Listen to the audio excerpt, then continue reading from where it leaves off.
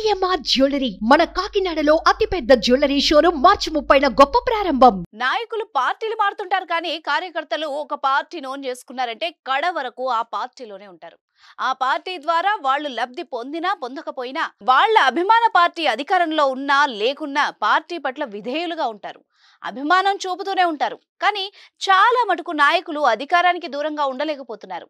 చాలా ఈజీగా అధికారంలో ఏ పార్టీ ఉంటే ఆ పార్టీ తీర్థం పుచ్చుకుంటున్నారు. అది చూసి సగటు కార్యకర్తలు నాయకుల్ని చీకొడుతున్నారు. అలాంటి ఘటనే వరంగల్లో జరిగింది. కడియం శ్రీహరి ఫోటోను తన ఆటో నుంచి తిడుతూ తొలగిస్తున్నాడు ఓ ఆటో డ్రైవర్. ఈ వీడియో కాస్త వైరల్ అయింది. వివరాల్లోకి వెళ్తే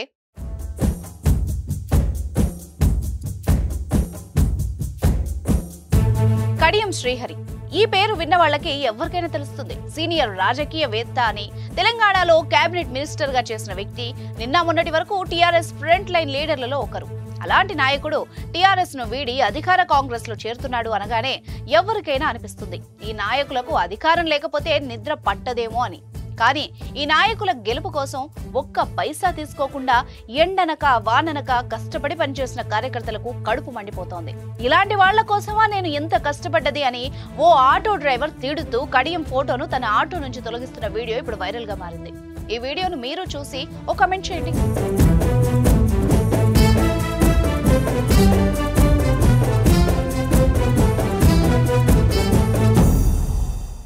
సుమన్ టీవీలో మీ పర్సనల్ అండ్ బిజినెస్ ప్రమోషన్స్ కోసం కింది నెంబర్కి కాంటాక్ట్ చేయండి.